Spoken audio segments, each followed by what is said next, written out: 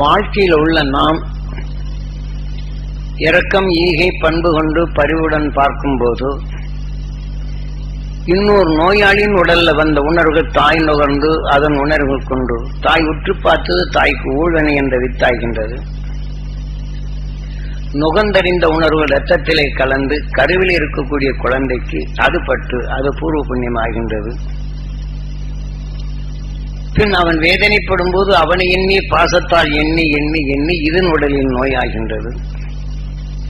இவன் நீடித்து வாழக்கூடியவனு இந்த நோயின் தன்மை கொண்டு இவனும் படு வேதனைப்படுவன் உண்டு. தாய்க்கு முந்தி போனவன் கூட உண்டு. தாய் வளர்த்தாலும் தாய் கருவிலே வளர்ந்த பின் தாய்க்கு பின் இந்த உணர்வின் தன்மை சென்று விட்டால் தாய் பாசத்தால் அந்த குழந்தையின் எண்ணங்களை ஏங்கி ஏங்கி ஏங்கி இருந்தால் இந்த நோயுடன் நடந்த இந்த கரு இந்த உயிரை விட்டு சென்ற பின் தாயின் உடலுக்குள்ளே இந்த ஆன்மா போய்விடுகின்றது.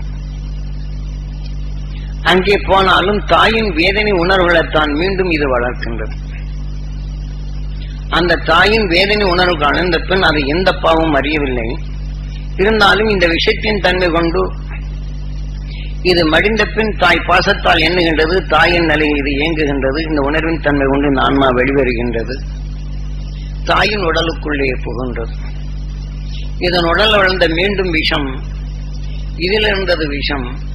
இந்த உணர்வின் தன்மை அதிகரித்து இந்த உடலை இது துரித நிலைகள் குழந்தை தாய் உடலை சென்றாலும் இந்த உணர்வின் தன்மை மீண்டும் இது உடலுக்குள் சென்று தாயை மடியை செய்கின்றது. தாய் இறந்த பின் இந்த உணர்வுகள் மீண்டும் விஷம் கொண்ட உணர்வின் அணுவாக வந்துவிடும். நேரடியாக எந்த இதழ்களுக்கும் போறது. இந்த பாம்பினம் ஒன்று தீண்டினால் விஷத்தின் தன்மை பற்றால் அந்த பாம்பினத்திற்கு நிலைகளை செல்லுகின்றது. விஷத்தின் உணர்வுகள் நுகர்ந்து உடலின் தன்மை வந்தால் எது பாசமாக இருக்கின்றதோ அதன் உடலுக்குள் செல்லுகின்றது. இதெல்லாம் இந்த இயற்கை நிலைகளே குருநாதர் இதையெல்லாம் தெளிவாக எடுத்து காட்டுகின்றார். ஒருவர் எந்த வகையில் இழக்கின்றார் என்றாலும் அதனுடைய சந்தர்ப்பங்கள் எப்படி இருக்கிறது. அதே சமயத்தில் அகசியனுடைய தாய் தன்னை மீட்டுக்கொள்ள மற்ற அவர்களுடைய அனுபவங்களில் காடுகளில் அவர்கள் மிருகங்களுடன் வாழ்ந்தார்கள். காடுகளில் அவர்களுடைய சந்தர்ப்பம் சில செடி கொடிகள் பக்கம் வண்டினங்கள் மயங்கி கிடக்கும். சில இடங்களில் யானைகள் அது பக்கம் போக இறங்கும். சில இடங்களில் மனத்தை நுகர்ந்தால் புலி இனங்கள் அங்கே செல்லாது. கொடூர மிருகங்கள் செல்லாத இடங்கள் அந்த காரணம் என்னவென்று இவர்கள் அந்த பச்சலையை கண்டுகொள்ளுகின்றனர். இன்றும் மலைவாசிகள் இருப்போர் இத்தகைய பச்சலைகளை தனக்குள் வைத்துக் கொண்டால் அவர்களிடம் வருவதில்லை.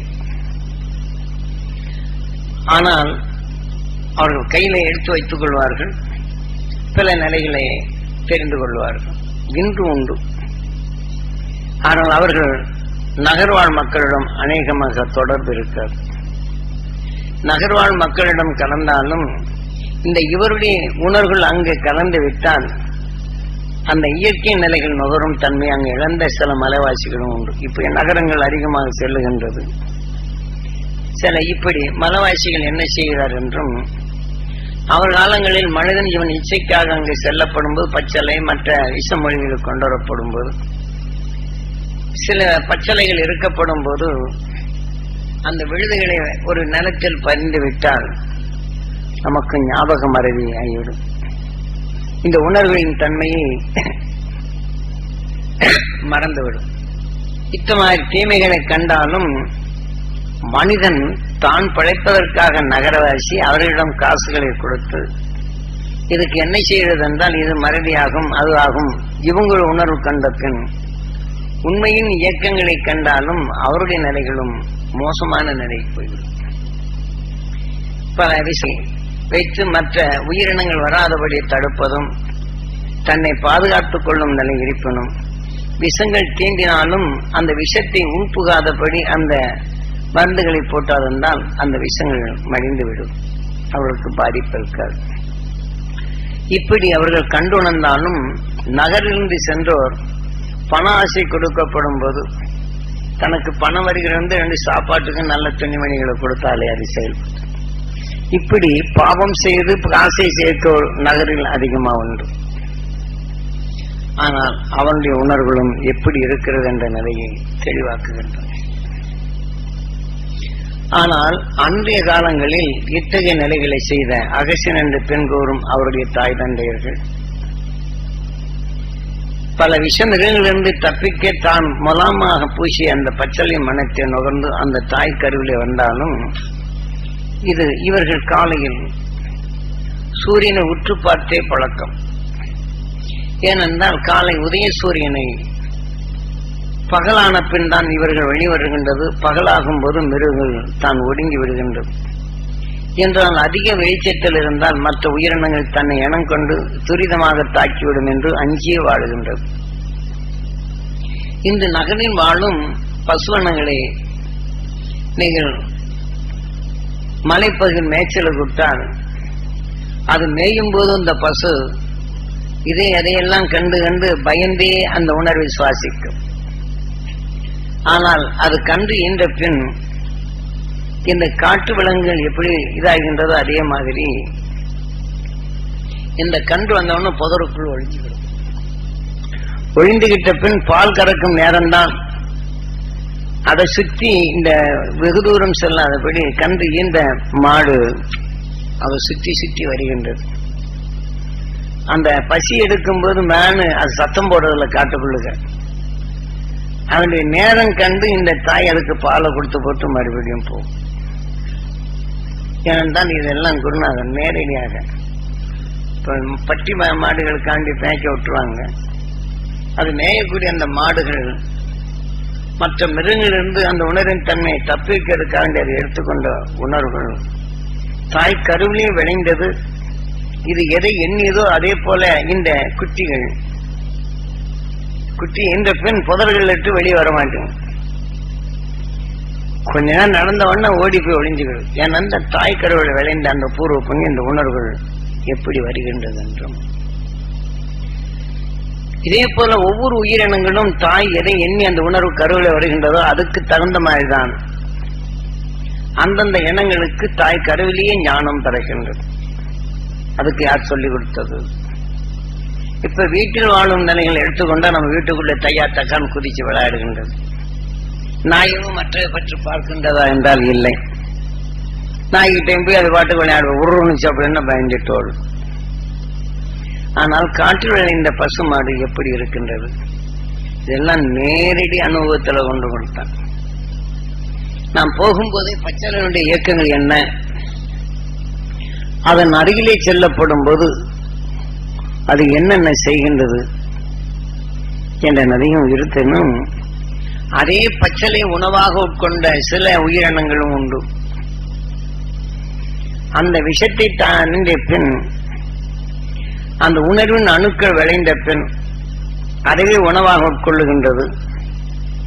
அது மடிந்து விட்டால் இந்த விஷத்தின் அணுக்கள் அதனுடைய உடல்கள் பெருகி பெருகி இதிலிருந்து உணவு உட்கொண்ட பின் நல்லவைகள் அது உணவாக உட்கொண்டு இந்த விஷத்தின் தன்மை இது குறைகின்றது. அது எவ்வாறு மாறுகின்றது என்பதனை இப்படி உயிரினங்களின் மாற்றங்களில் அது நுகர்ந்த உணர்வுகளும் இவையெல்லாம் எப்படி மாறுபடுகின்றது.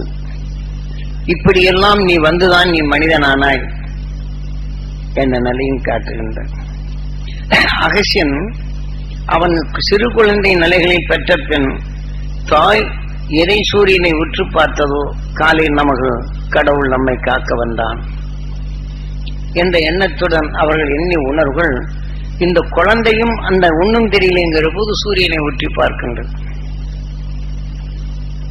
அப்போ அந்த சூரியனை உற்று பார்க்கும் போது அங்கு நடக்கும் நிகழ்ச்சிகளை இந்த குழந்தைகள் பார்க்கின்றது. ஆனால் இந்த உணர்வின் அணுக்கள் அந்த அறிவின் தன்மை விளைகின்றது. அதிலிருந்து வரும் மூச்சலைகளை சூரியன் எடுத்து வைத்துக் கொள்ளுகின்றது. எப்படி எடுக்கின்றது, எப்படி விளைகின்றது? இந்த மனித கருவுக்குள் வந்த பின் ஒன்றும் அறியாத நிலைகள் இருந்தாலும் இந்த உணர்வு அலைகள் எப்படி வருகின்றது, அது சூரியன் எப்படி எடுத்து வைத்துக் கொள்ளுகின்றது என்ற நிலையை தெளிவாக்குகின்றது.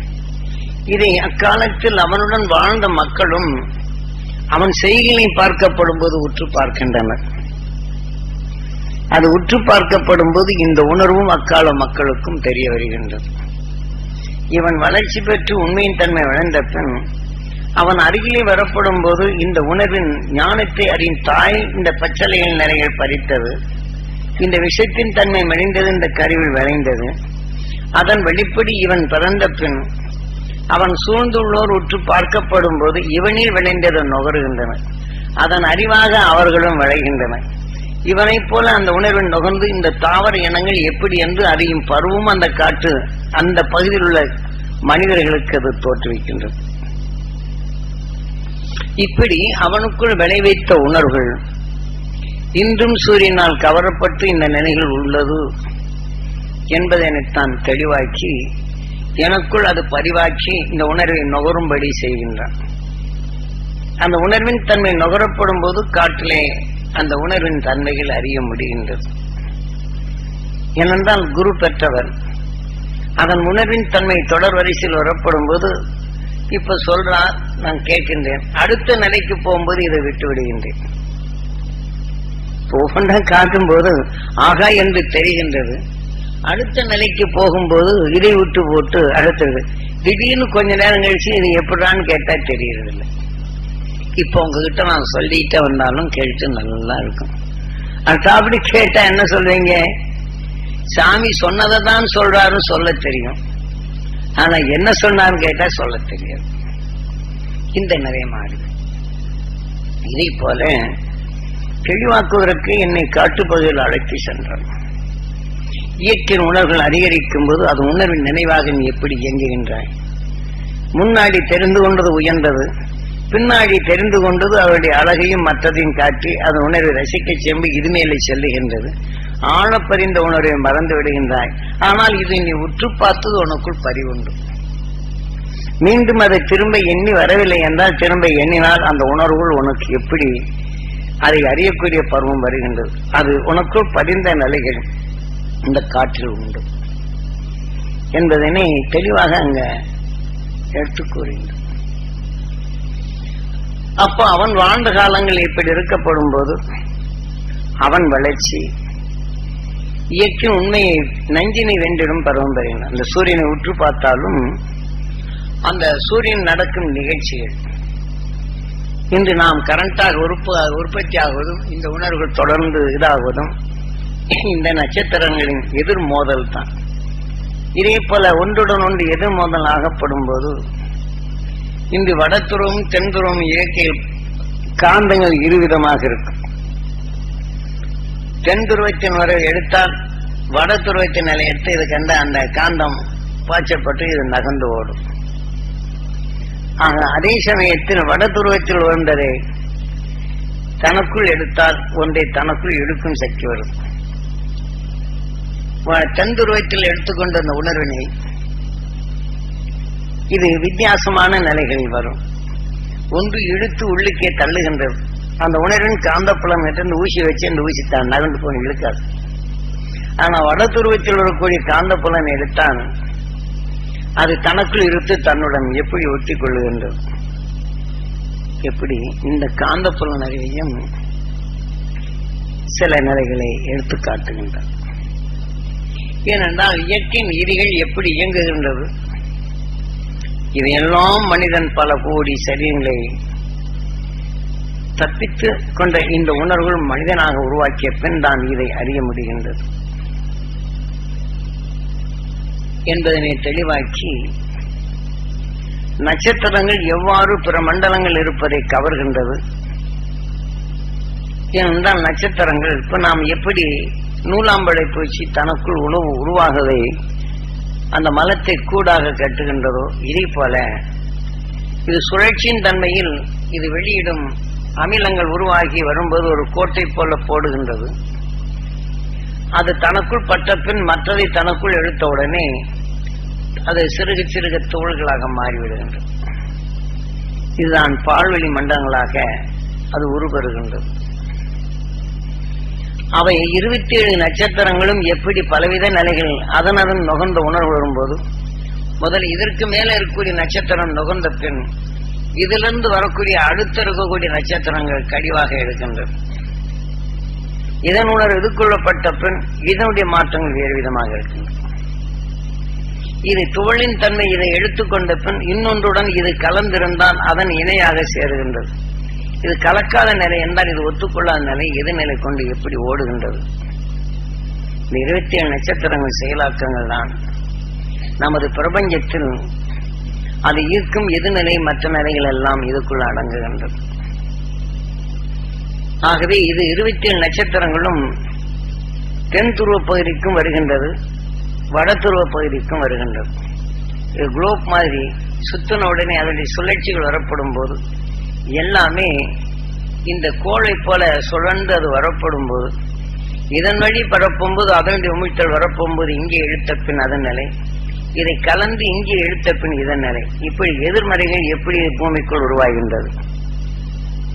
அதே கோள்கள் வளைவைத்தது தென் துருவ பகுதி கலந்த பின் இதன் உணர்வு கொண்டு இதற்கு எதிராகின்ற நகர்ந்து ஓடுகின்றது. எவ்வளவு பெரிய அதிசயம்! நாம் பார்க்கும் பாக்கியம் கிடைச்சது. குரு உணர்த்த உணர்வின் தன்மை கொண்டு அதனை உற்று பார்க்கும்படி செய்கின்றது.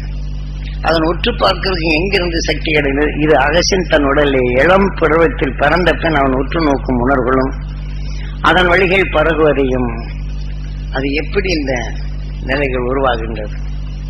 சூரியன் மையமா இருக்கின்றது, இப்படி சுழற்சி வட்டம் வரும்போது கொஞ்சம் கொஞ்சமா குறைகின்றது. அப்ப அந்த குறையின் தன்மை வரப்போது இந்த சுழற்சி மாற்றங்கள் பார்த்தால் நடுமையம் நம்ம பூமி எப்படி உருளையாக இருந்து நடுமையத்தில் வெப்பம் ஆகின்றதோ இதே போல இந்த மையத்தின் நிலை கொண்டு இந்த உணர்வு கொப்பாதனுடைய சுழற்சி நிலைகள் மாறுபடுகின்றது. என்ற நிலையை இதற்குள் தான் இந்த சூரியன். இதே போல இதற்கு வெளியிலே இதே போல குளோப் போல பல சூரிய மண்டலங்கள் உண்டு. ஆக இப்படி பல நிலைகள் கொண்டு ஒன்றுடன் ஒன்று ஒத்துறப்படும் போது இதனுடைய சுழற்சியில் மாறுபட்டு வரப்போம் போது நமது பிரபஞ்சத்திற்குள் மாற்றம், இதற்குள் ஏற்படும் நமது சூரியனுக்குள் மாற்றம், நம் சூரியனிலிருந்து வரக்கூடிய மற்ற கோள்களின் மாற்றம், இந்த கோள்கள் மாற்றம் ஆகும்போது நம்ம பூமியில் மாற்றம். இது எப்படியெல்லாம் மாறுபடுகின்றது? இன்று இருப்பது நாளை இல்லை. இதை மனிதனாக இருப்போம் நாம் கண்டுகொண்டோம். இந்த மனிதனான பின் இந்த உணர்வின் அகசியம் தனக்குள் கண்டுகொண்ட பின் இந்த நஞ்சை வேண்டிடும் உணர்வு நம் வாழ்க்கையை சேர்த்து சேர்த்து சேர்த்து அதன் வலிமை கொண்டு இந்த புவியிலும் சரி விண்ணை நோக்கி உற்று பார்த்து உலக அறிவை அவன் தெரிந்து கொண்டாலும் அவன் இந்த உடலில் இருக்கின்றானா? இல்லை. ஆனால் அந்த உணர்வின் தன்மை தனக்குள் உயிருடன் ஒன்று ஒளியாக மாற்றிக்கொண்டான். இந்த ஒளியாக மாற்றி இன்று துருவ நட்சத்திரமாக இருக்கும் அவன் இந்த சூரிய குடும்பமே அழிந்தாலும் அகண்ட அண்டத்தின் நிலையில் நாம் பிரபஞ்சம் நமது சூரிய குடும்பம் கவர்ந்தது, இதற்குள் விளைந்தது. இதை அனைத்தையும் வென்றிடும் சக்தி பெற்றவன் இன்று துருவ நட்சத்திரம். விஷத்தின் ஆற்றலை வீழ்த்தி உணர்வின் தன்மை ஒளியாக மாற்றும் திறன் பெற்ற அந்த உணர்வுகளும் உண்டு. இன்று நாம் பல பல உணர்வுகளை நாம் நுகர்கின்றோம். அதன் உணர்வுக்கொப்ப நமக்குள் அணுவாக விளைகின்றது. அது உணவுக்காக அதை தேடுகின்றது. அந்த உணர்ச்சிகள் ஒன்றும் போது அதன் வழி நம்முடைய செயலாக்கங்கள் மாறுகின்றது. நாம் எதை அதிகமாக நேசித்து அந்த உணர்வை பெருக்கிக் கொள்கின்றோமோ அதை வளர்ப்பதற்கே நம்முடைய எண்ணங்கள் செல்கின்றது. ஒரு கொலைகாரன் அடுத்ததை கொண்டு செயல்படுத்தும் நிலைக்கு வருவான். இந்த உணர்வின் தன்மை கொண்டு அவன் மகிழ்ச்சி அடைவான்.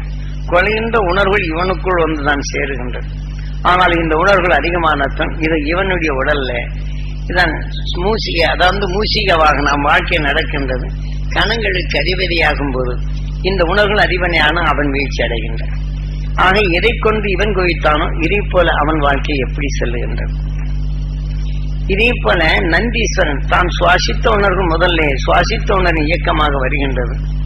பின் இதனின் உணர்வு எது அதிகமாக கணக்கில் சேருகின்றதோ அந்த கணக்கின் பிரகாரம் அடுத்த சரீரம் எப்படி ஏற்படும்.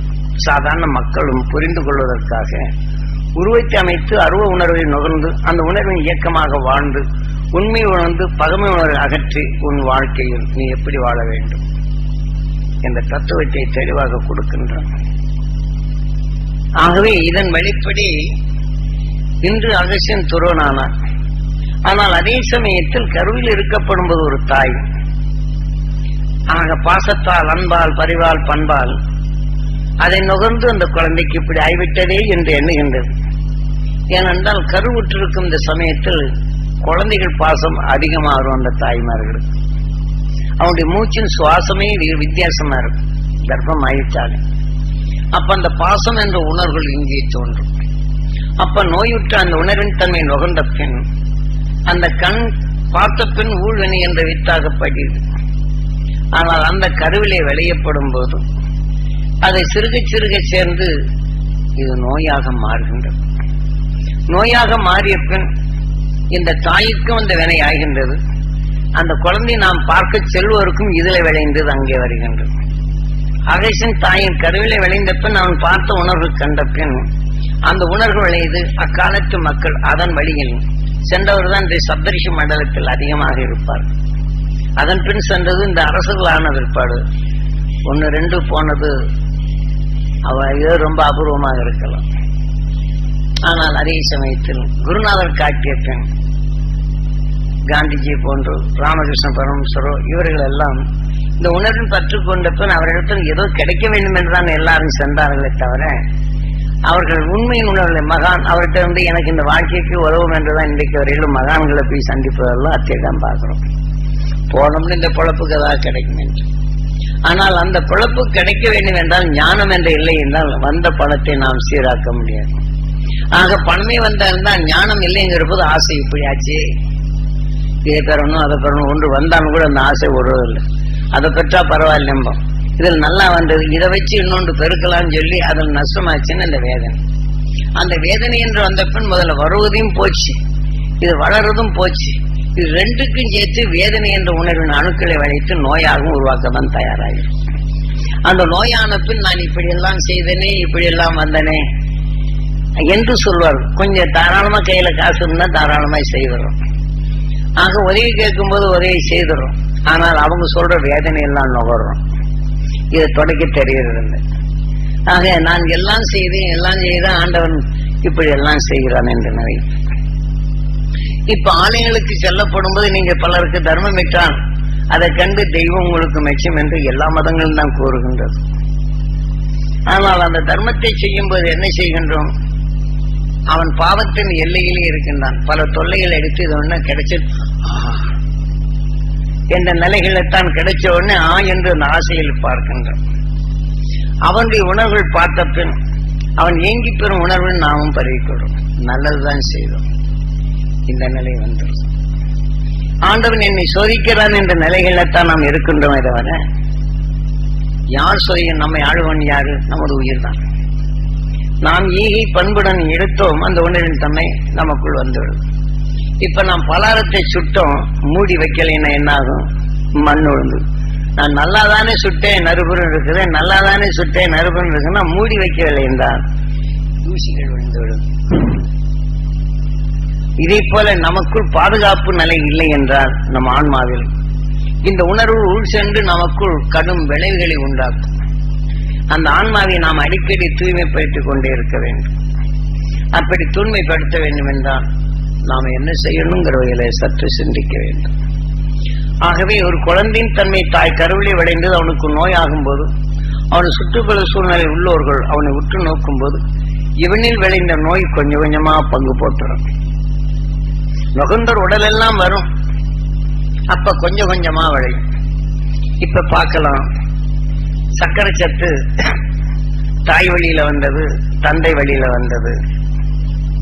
வாத நோய் தாய் வழியில வந்தது, தந்தை வழியில வந்தது. இரத்த கொதிப்பு தாய் வழியில வந்தது, தந்தை வழியில வந்ததுதான். இது எல்லாம் இந்த உணர்வின் பேச்சின் தொடரில் கேட்கும் போது அது கருவுற்றிருக்கும் குழந்தைகளை உற்று பார்த்தால் இந்த உணர்வுகள் சேர்ந்து விடுகின்றன. ஆக இதை போல நமக்குள் வரப்படும் போது கோபத்தின் நிலையும் அதிகமாக செல்வங்கள் சம்பாதிக்கும் போதும் குடும்பத்தில் பற்றுகள் குறையப்படும் போதும் என்னை மோசம் செய்தான் பாவி என்ற நிலையில் சொல்லும் போதும் இந்த உணர்வுகள் அவர்கள் நுகர்கின்றனர். அவர் சொல்வதை மற்றவர்கள் நுகர்கின்றனர். இதே சமயத்தில் கருவிலே இருக்கும் அந்த சிசுக்கு இதே போல உணர்வுகள் பற்றால் அதில் பதிவாகிறது. பதிவாயிட்டா சாபம் என்று உன் குடும்பம் நாசமா போகும் என்று சொல்வார். நீ மடுமாவை கண் குருடாவை உனக்கு இப்படி எல்லாம் ஆகும் என்று அவர் சொன்னானால், ஆனால் அவர்கள் ஒன்றும் ஆவதில்லை. கருவில் இருக்கக்கூடிய சிசுவின் தன்மையில் குருடாகி விடுகின்றது, கால் முடமாகின்றது, விபரீத உருவம் கொண்ட குழந்தைகளாக பிறக்கின்றது. இது மூதாதையுடைய உணர்வுகள் மனிதன் என்ற வாழ்க்கை வரும்போது அது உடல் ரீதியில் அந்த இரத்த நாணயங்களை கவர்ந்து அது தொடர்ந்து இதே மாதிரி சில குடும்பங்கள்ல பார்த்தோம்னா இப்படி வரும். சில குடும்பங்கள்ல பார்த்தோம்னா இன்றும் பார்க்கலாம். 12 வயசாகி போச்சுன்னா அது கீழே அப்புறம் வளர்ச்சி இல்லை, நரம்புகள் எல்லாம் கொண்டு அப்படி கொண்டு கொஞ்சமா குறுகி நடக்க முடியாத செய்து உயிரே வெளியில கொண்டு. ஆனால் அவர்கள் நரக வேதனைப்படுகின்றனர். அந்த குழந்தைகள் தவறு செய்யவில்லை, சந்தர்ப்பத்தால் ஒருவருக்கொருவர் இட்ட சாபங்கள் இந்த நிலை செய்கின்றன. ஒரு சமயம் நம்ம தவத்துக்கு வந்திருந்தாங்க. அவங்கள கேட்ட உடனே இந்த குழந்தைக்கு அவங்க 3 குழந்தைகள் இதே மாதிரி இருக்கு. அந்த 12 வயசாகி போச்சுன்னா கை கால் எல்லாம் குறிக்கிட்டு.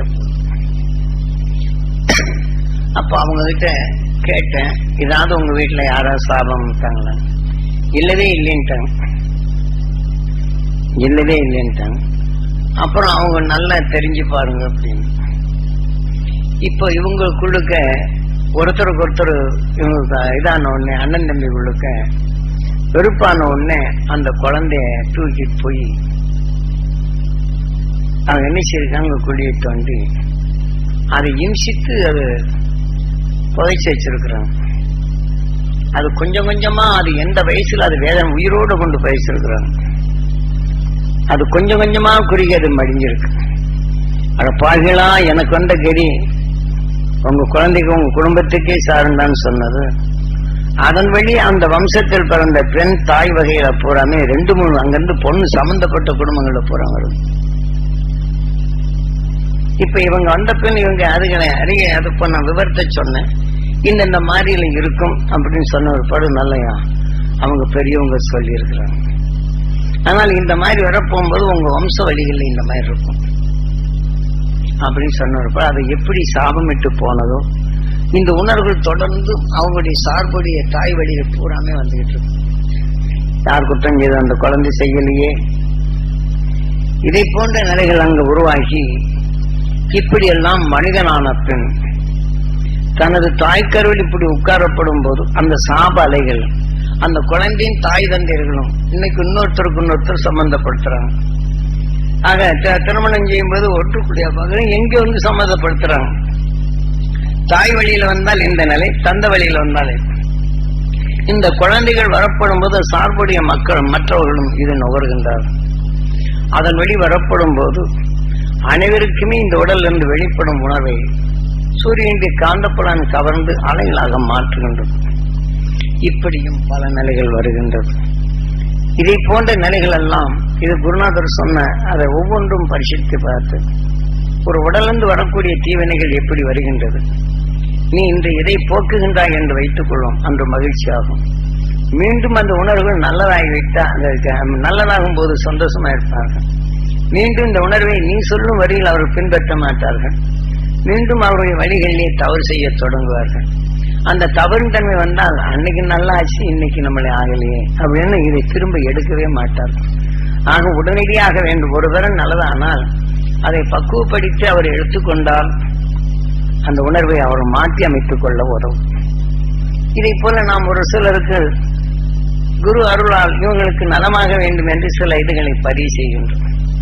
பதிவு செய்யும் போதே சிலர் என்ன செய்கின்றனர், எங்கெங்கே துன்பம் என்னை விட்டு போக மாட்டேங்கிறேன், நான் கொடுத்தவன் தரமாட்டேங்கிறான்னு சொல்லிட்டு சரி ஒரு நோயாளிக்கு அவர்கிட்ட சொல்ல இருந்தாலும் அவர் சார்புடையவர் வந்தவங்க அவருடைய கஷ்டத்தை ஒன்றும் சொல்ல முடியாங்கன்னு நீங்க ஞாபகப்படுத்தி பக்கத்துல விட்டுருவாங்க.